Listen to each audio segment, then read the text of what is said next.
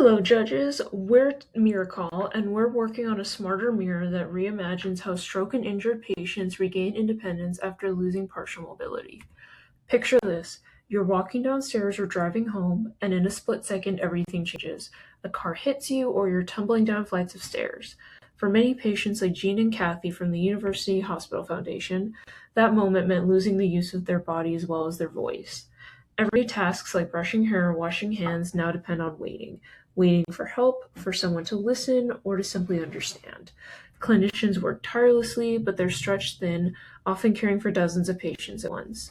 Kathy told us she sometimes waits over an hour before anyone checks in, and that loneliness isn't just frustrating, it's demoralizing. Every year, approximately 62,000 Canadians experience a stroke. Of those survivors, 80% lose the use of their arms and hands, what we use every day to be independent. In Canada alone, millions of people live with some kind of mobility impairment. Globally, that number is in the hundreds of millions. Recovery is heavily dose dependent on rehab. Research shows patients need hundreds of thousands of meaningful arm and hand movements every day to help the brain rewire itself.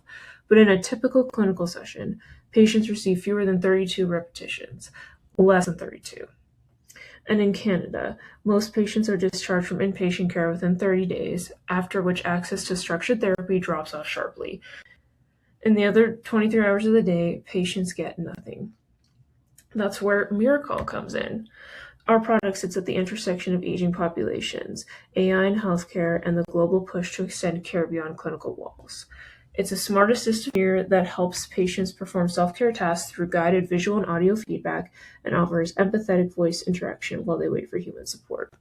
One mirror could support an entire ward of patients, and patient privacy is built into the design, where no data leaves the device without consent.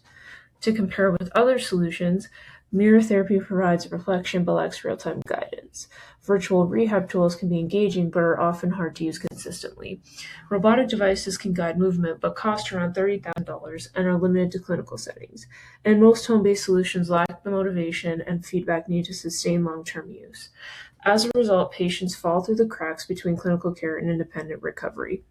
In the face of healthcare funding being cut, professional burnout causing staff shortages, and investment flowing toward accident response instead of recovery, how do we best support people who survived trauma but lost their mobility in the process? Our edge is empathy-driven AI, combining physical recovery, emotional companionship, and accessible design. Because for patients who've lost control of their bodies, recovery should restore more than movement. It should restore dignity. Miracle addresses something larger, the universal human experience of losing independence.